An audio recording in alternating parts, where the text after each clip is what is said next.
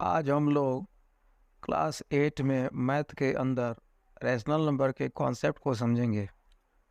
तो rational number क्या होता है भाई? A number is a of the form p by q where p and q are integers and q not equal to 0 is called rational number. कोई भी number अगर p by q का form हो जहाँ पर p और q जो है इंटीजर्स होना चाहिए और नीचे वाला जो डिनोमिनेटर है वो कभी 0 के इक्वल नहीं होना चाहिए, तो ऐसे नंबर को हम लोग रैशनल नंबर बोलते हैं। जैसे फॉर एग्जांपल यहाँ पर हम लोग देख पा रहे हैं -7/9, -2/-11, -3/2, 15/-7। ये जितने भी नंबर्स हम लोग देख रहे हैं वो सारा p बाई क्यू का फॉर्म है और साथ ही इसका डिनोमिनेटर जो है वो 0 नहीं है। जैसे यहाँ 9 देख रहे हैं, ये 0 नहीं है, -11, 2, -7। तो इस तरह से हम लोग रैशनल नंबर का डेफिनेशन को हम लोगों ने समझा। अब हम रैशनल और फ्रैक्शन में क्या डिफरेंस है उसको समझेंगे। Rational numbers can be negative but fraction can not be negative. Rational number negative में भी पॉसिबल हो सकता है बट फ्रैक्शन कभी भी नेगेटिव नहीं हो सकता है। जैसे -3/2 ये रैशनल नंबर हो सकता है बट ये फ्रैक्शन इसको हम लोग नहीं बोल सकते। Positive rational number, if the numerator and denominators of rational numbers are of the same sign then they are called positive rational numbers. अगर रैशनल नंबर को हम लोग फ्रैक्शन के रूप में समझे 7/11, 7 हमारा पॉजिटिव, 11 ही पॉजिटिव है, तो ये हमारा पॉजिटिव रैशनल नंबर है। ठीक इसी प्रकार से -25/-9 ये भी हमारा पॉजिटिव रैशनल नंबर है।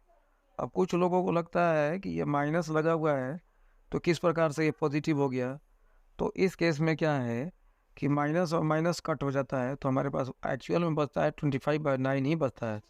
तो इस तरह से ये पॉजिटिव रैशनल नंबर का डिफिनीशन है कि दोनों हमारा न्यूमरेटर और डिनोमिनेटर दोनों में सेम साइन होना चाहिए। साथ ही नेगेटिव रैशनल नंबर, इसमें क्या है कि न्यूमरेटर या डिनोमिनेटर में से किसी एक में नेगेटिव होना चाहिए। जैसे यहाँ देख रहे हैं -11/7, 11 जो है हमारा वो न्यूमरेटर पार्ट है, इसमें नेगेटिव लगा हुआ है और डिनोमिनेटर पार्ट 7 है, तो इस तरह से इसको हम लोग बोलेंगे कि नेगेटिव रैशनल नंबर है। या उल्टा भी हो सकता है, न्यूमरेटर पॉजिटिव हो और डिनोमिनेटर नेगेटिव हो, तब भी ऐसे जो हम लोग का रैशनल नंबर बनेगा तो वो हमारा नेगेटिव रैशनल नंबर्स होंगे। अब हम लोग मैथमेटिकल ऑपरेशन जो होते हैं, addition, subtraction, multiplication and division, ये चारों पर प्रॉपर्टी को हम लोग देखेंगे। तो सबसे पहले हम लोग एडिशन ऑफ रैशनल नंबर को समझते हैं। तो इसमें ऐसा है कि कोई भी दो रैशनल नंबर को लिया जाए और उसको ऐड कर दिया जाएगा तो वो रैशनल नंबर ही आएगा। जैसे फॉर एग्जांपल यहाँ पर a/b और c/d दो हमारा रैशनल नंबर है, दोनों को सॉल्व करने पर e/f आ रहा है, तो e/f जो है वो रैशनल नंबर ही होगा। इसको चेक करने के हम लोग एग्जांपल ले लेते हैं। जैसे हम लोग ले रहे हैं 3/8 और 5/12, इसको हम लोग ऐड करते हैं तो 8 और 12 का एलसीएम हमारा 24 हो गया। 8 को 24 से डिवाइड करेंगे तो 3 होगा और उसके बाद हम लोग उस न्यूमरेटर को मल्टीप्लाई करते हैं तो 3 × 3। ठीक इसी प्रकार 12 को 24 से डिवाइड करेंगे तो क्वेश्चन हमारा 2 आएगा। इसको इंटू करेंगे ऊपर वाला न्यूमरेटर से तो 25 हो जाएगा। इसको जब हम लोग आगे सॉल्व करेंगे तो 9 + 10/24 दैट विल बी 19/24। तो इस तरह से हम लोग देख रहे हैं कि 3/8 भी हमारा रैशनल नंबर है, 5/12 भी रैशनल नंबर है और 19/24 भी रैशनल नंबर है।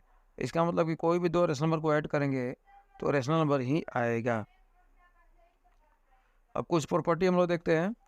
For example closure property rational number का, इसमें है कि अगर कोई भी दो रैशनल नंबर को ऐड करेंगे तो हमेशा रैशनल नंबर आएगा। फॉर एग्जांपल 3/8 और 5/12 को ऐड कर रहे हैं तो ये 19/24 आ रहा है, तो हम लोग का रैशनल नंबर ये है। रैशनल मतलब रैशनल में रैशनल को जोड़ेंगे तो रैशनल ही आएगा। ये क्लोजर प्रॉपर्टी फॉर एडिशन है। अब कॉम्यूटेटिव प्रॉपर्टी, जैसा कि हम लोग पहले से जानते हैं कि कॉम्यूटेटिव प्रॉपर्टी होता क्या है, अगर किसी भी चीज़ दो नंबर को ऐड करते हैं और उसको रिवर्स ऑर्डर में भी ऐड करेंगे तो दोनों सेम आना चाहिए, तो ऐसे प्रॉपर्टी को हम लोग कॉम्यूटेटिव प्रॉपर्टी बोलते हैं। फॉर एग्जांपल यहाँ पर हम लोग दो रैशनल नंबर लेते हैं, 1/2 और दूसरा 3/4, दोनों को ऐड करते हैं तो ये 5/4 आ जा रहा है। और इसके बाद ठीक इसको रिवर्स ऑर्डर में जब ऐड करेंगे हम लोग, दैट मीन्स कि 3/4 को पहले लिखेंगे और 1/2 को, तब भी ऐड करने पर 5/4 ही आ रहा है। तो इस तरह से दोनों तरफ से हम लोग देख रहे हैं कि 5/4 आ रहा है, तो हम लोग बोल सकते हैं कि रेशनल जो है वो कम्यूटेटिव है अंडर एडिशन। प्रकार से हम लोग एसोसिएटिव प्रॉपर्टी को देखते हैं। एसोसिएटिव प्रॉपर्टी हम लोग को बोलता है कि कोई भी थ्री रेशनल नंबर को इस प्रकार से ग्रुपिंग करें तो रिजल्ट हमारा सेम होता है। जैसे अगर A by B, C by D और ई एफ तीन रेशनल नंबर लेंगे और A by B plus C by D को एक साइड जोड़ेंगे, फिर ई एफ को एक साथ, इसी तरह से ए बाई बी को अलग छोड़ देंगे और सी बाई डी और ई एफ को एक साथ जोड़ेंगे तो रिजल्ट हमारा सेम आएगा। तो इसको चेक करने के लिए तीन हम लोग रेशनल नंबर ले लेते हैं, एक -2/3, 5/7 और 1/7, और इसको ऊपर के ऑर्डर के हिसाब से LHS पार्ट में हम लोग इसको सॉल्व करते हैं तो ये हम लोग को ऐड करके आता है 3/14। और इसी तरह से जब राइट पार्ट में लेंगे हम लोग तो उस केस में रेशनल नंबर पहले वाला को छोड़ देंगे, बाकी दोनों को एक ब्रैकेट के साथ लिखेंगे और ये जब सॉल्व करते हुए चले जाएंगे तो इस केस में हम लोग देखेंगे कि फिर से 3/14 ही आ रहा है। तो इसका मतलब कि अगर इधर से बात ऐड करें या इस तरह से ऐड करें रिजल्ट हमारा 3/14 ही आ रहा है। तो हम लोग कह सकते हैं कि रेशनल जो होता है एसोसिएटिव होता है अंडर एडिशन। अब एक और टॉपिक आता है एग्जिस्टेंस ऑफ एडिटिव आइडेंटिटी। अगर किसी भी रेशनल नंबर में जीरो ऐड करेंगे या जीरो में इस रेशनल नंबर को ऐड करेंगे तो रिजल्ट हमारा सेम ही आएगा। तो जो जीरो हमारा है वो एडिटिव आइडेंटिटी है। जैसे 3/5 में प्लस जीरो जोड़ेंगे या जीरो प्लस 3/5 करेंगे तो 3/5 ही आएगा। तो इस प्रकार से हम लोग बोल सकते हैं कि जीरो जो हमारा वो एडिटिव आइडेंटिटी है। एडिटिव इन्वर्स क्या हुआ? अगर कोई भी दो रेशनल नंबर लें और दोनों को ऐड करने पर रिजल्ट जीरो आ जाए तो हम लोग उसको एडिटिव इन्वर्स बोलते हैं। जैसे 4/7 है, इसमें -4/7 ऐड करेंगे तो जीरो आएगा, या उल्टा करें -4/7 पहले लिखे 4/7 बाद में इसको भी ऐड करें तो जीरो। तो दोनों एक दूसरे का एडिटिव इन्वर्स है, मतलब 4/7 -4/7 का, और -4/7 पूछा जाए तो 4/7, क्योंकि दोनों को ऐड करने पर रिजल्ट हमारा जीरो आ रहा है। तो एक दूसरे का वो एडिटिव इन्वर्स हो गया।